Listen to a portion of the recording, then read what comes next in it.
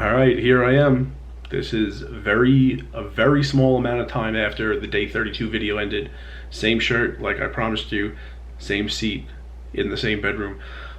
So day 33, I want to tell you a few interesting things. Nothing like crazy happened today, but I was dealing with mostly cash today. So I'm going to tell you two funny stories, so stay tuned for that. First, I just want to give you a quick wrap up on what happened today. So today was day 2, calendar day 2 of the main event. Flights 1C and flight 1D. So yesterday was 1A and 1B, today was 1C and 1D. The numbers are solid. They're ending up being very solid. So we have 8 day 1s, and I'm pretty sure if the average for all the day 1 flights is 121 entries, then we'll meet the guarantee, which is a price pool of $500,000. So it hasn't been like starting out super busy. It is early. Like, I guess some people don't want to like play and then come back like 3-4 days later. I guess also some people might like be working, and like Friday, Saturday are the much easier days for them to play. So yesterday was Wednesday, today's Thursday. It never started off too busy, but when registration ended, one of the flights yesterday, I was still in the building when registration ended, 184 entries in flight 1A. So that crushed the, that average we need to meet the guarantee of 121 per flight.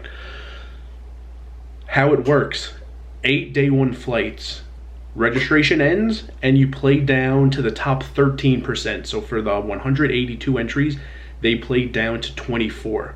Everyone who bags is still in. When you're done playing day 1, put your chips in that plastic bag, come back on day 2. Sunday is day 2. Day 2, you play down to a winner. You could enter multiple flight 1s.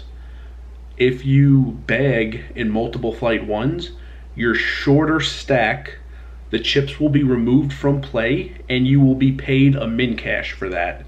And then you take your bigger stack and you play day 2 until you win the tournament or you get knocked out. So that's interesting. Day 1B, I didn't look in the binder that has all the results of everything, and I also wasn't still in the building when registration ended, but it looks solid. Today, I was still in the building when 1C had its registration close.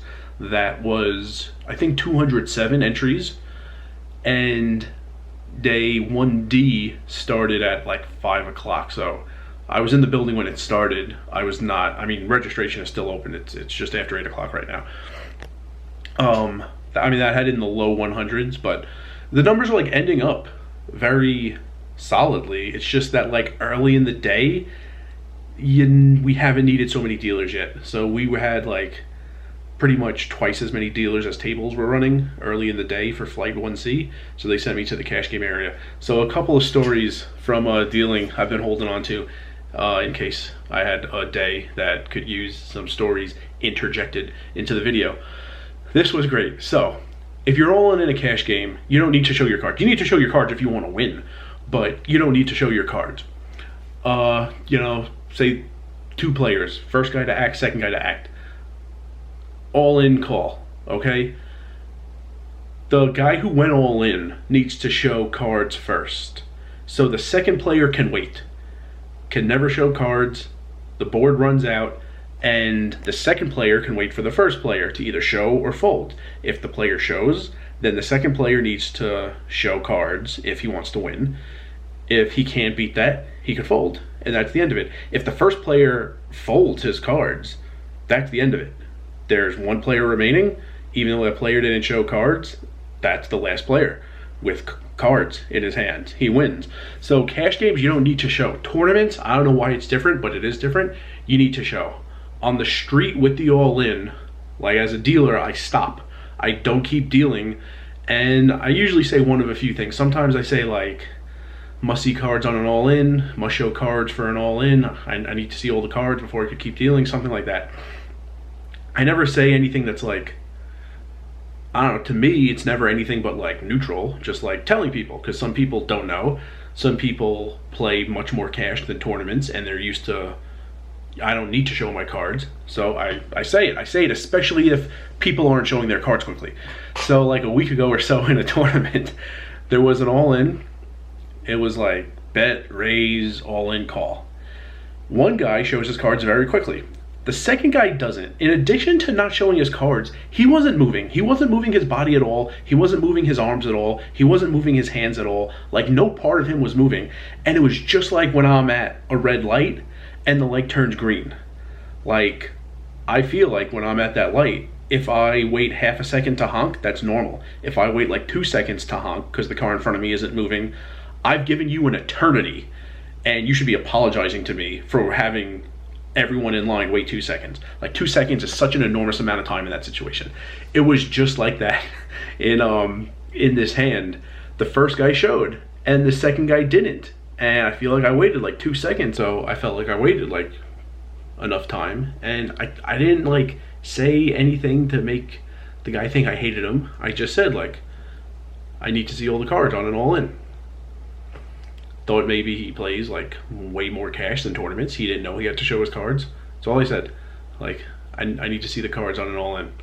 And he turned him. He like snapped his head. It was the quickest he moved all day. He like snapped his head to look at me, and he said, "Patience, man." Which I didn't expect the guy who was like 90 years old to say that. But I actually thought I was incredibly patient giving him those 2 seconds. Like, if I gave him like a quarter of a second, I can understand him being a little agitated. It was partly worse because, of course, he was all in and he was behind. He saw the other guy's cards and he was behind. He happened to hit a miracle on the river to win, so he wasn't as mad the rest of the down. But that was hilarious. I don't know how much more patient I could be than to give the guy 2 seconds before I say something. But all right, he has a different idea of what patience is. This was also funny. The first time, I think it's just Fridays and Saturdays, there are high hands, 3 high hands every hour for most of the day in Hold'em in the cash game side. So there's a high hand. Okay, this is how it works at Bally's, and I play a ton at Bally's. You might call it horseshoe. If you hit the floor light on Bravo in Bally's, that does about nothing.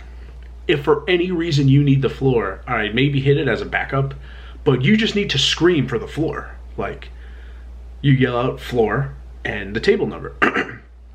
Dealers need to do it for high hands. They need someone to come over with that card to swipe it so the high hand goes up on the monitors.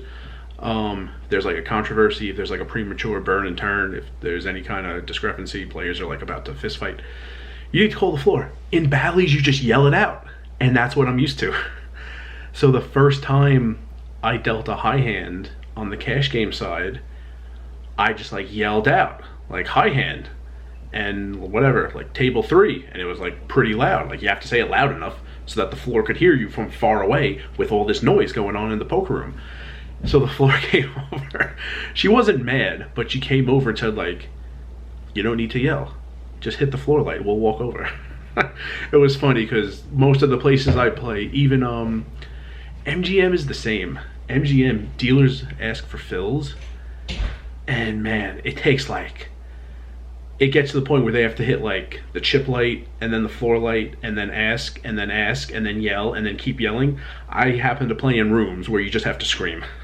So I'm not used to floor people actually looking for the floor lights on Bravo and actually like walking over when they see it. But that actually happens at Orleans. So since then, I don't scream as much. Still sometimes because I'm used to it, but I've gotten better and not just shouting across the poker room. Guess that wraps it up for day 33. What's on the schedule tomorrow? Week 5 recap. Interesting, very interesting thing happened to me 1 or 2 days ago, and that's pretty much going to be the theme of the week 5 recap video, so stay tuned for that video tomorrow. And remember, rice is a spoon food.